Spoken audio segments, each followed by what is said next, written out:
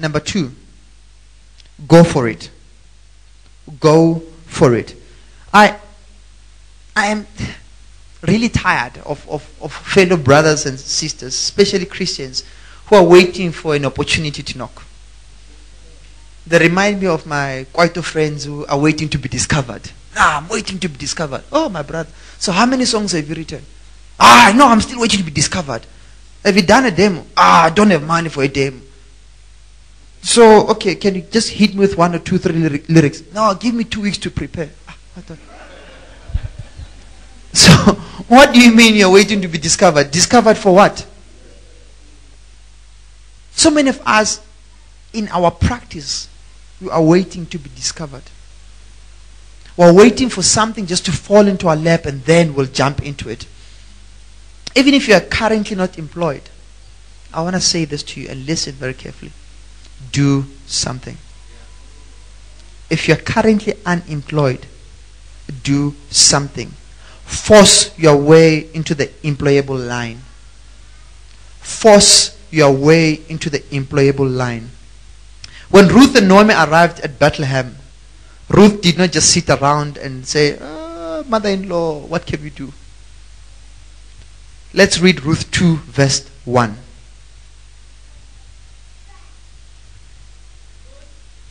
Ruth 2 verse 1. And Naomi had a kinsman of her husband's, a mighty man of wealth, of the family of Elimelech, and his name was Boaz. Take it to verse 2. And Ruth the Moabitess said unto Naomi, Let me now go to the field and glean ears of corn after him, in whose sight I shall find grace. And she said unto her, Go, my daughter. One day Ruth the Moabite said to Naomi, Let me go out into the harvest fields to pick up the stalks of grain left behind by anyone who is kind enough to let me do it. So many times when we feel that we are not equipped enough to do something, we tend to just sit at home, cry our lungs out.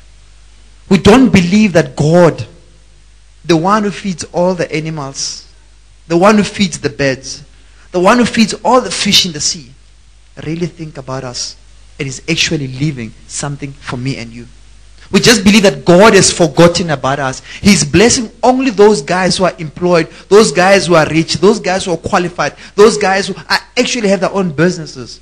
I mean, I'm not educated, so why will God think of me when there are people who deserve something? Ruth did not waste time. She went for it. She said, I'm going to go and clean. I'm going to go and grab leftovers that have been left by the people who are harvesting. I want to encourage you to go for your leftovers. Even though it's not much, even though it's not worth it versus what other people are doing, go for your leftovers. There is enough in this world to satisfy each and every person in this world. But the reason why we're poor is because we are chilling, waiting for that thing to come to us. God has left leftovers for you. God has instructed the business people to leave something for you. They must not go back and get it. It's already waiting for you. But because of pride, ego, I'll never do that thing. It's not worth it. It's not right. It doesn't pay enough. I mean, from experience, I know sometimes you'll find someone sitting in a street corner and say, listen, come to my house and do gardening. And like, how much? Like, I pay 100 rand. That's too little. Okay, chop. Chill there. I'll see you tomorrow. Same place, same time. So I want to encourage you, go for it. Regardless of how small it is. Small beginnings. Every journey begins with one first step. God has left something for you. Number 2, go for it. Number 3, work like there is no tomorrow. Work like there is no tomorrow. Work like there is no tomorrow.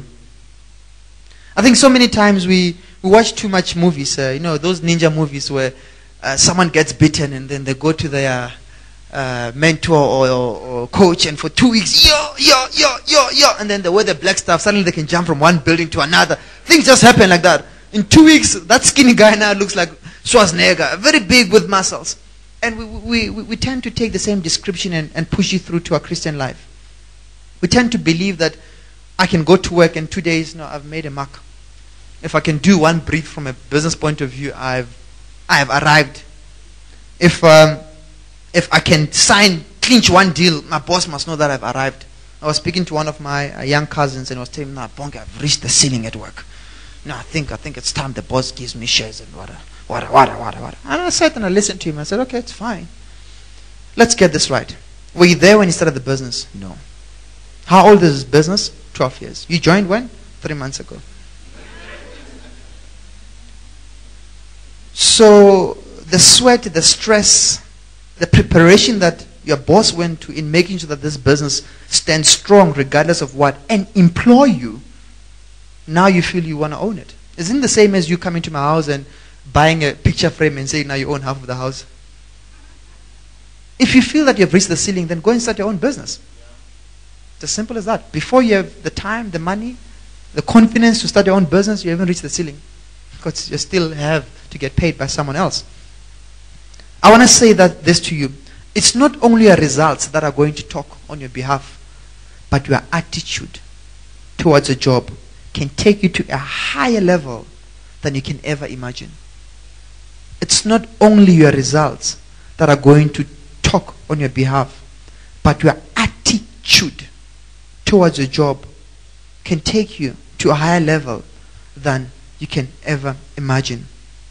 Simple example. In the States, we have a new president, Barack. Barack did not have the experience of any of the candidates who were running. All of them, from a results point of view, they overshadowed him. No one could say that Barack had done this, to a point where people are starting to criticize him and say he's young, he's inexperienced. But his attitude towards how he's going to run the government forced and encouraged people to vote. Can you please read for us Ruth 2, 5-6? She said, okay, whose young woman is this? The foreman replied, she is the Moabites who came back from Moab with Naomi. She said, please let me glean and gather among the sheaves behind the harvesters. She went in the field and has worked steadily from morning till now, except for a short rest in the shelter. Steadily from morning till now, except for a short rest in the shelter. One of the things that really sort of angered me to some extent when I read this verse was the mere fact that the foreman did not even know her name. She is that Moabite who came back from Moab with Naomi. She. No name. The only thing that it talked about was her attitude. No name, no title, but her attitude. She has worked steadily from morning till now, except for a short rest in the shelter. Further down the line, you'd read about Boaz saying to his field workers, leave some for her. Don't embarrass her. Let her glean as much as possible. But the one thing that really got to me was that even though Ruth was getting more than what she had initially before Boaz arrived, in verse 17 we read that, so Ruth gleaned in the field until evening.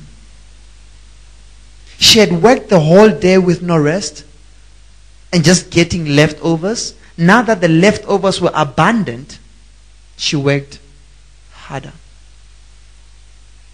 One of our mistakes as human beings is that the minute we receive a blessing from God, we just sit and start celebrating.